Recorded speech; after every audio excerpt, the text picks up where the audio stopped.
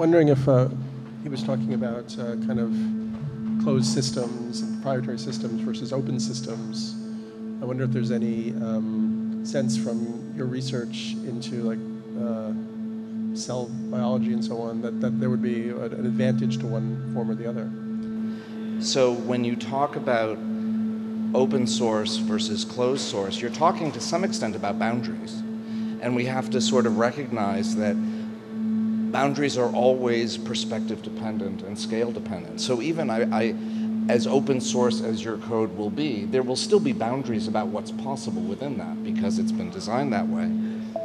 But things like Facebook and Google, the more you try to pretend that those boundaries are reified as something solid, the less you're going to allow for interactivity at larger scales, and the more you're going to misunderstand your fundamental nature at lower levels of scale.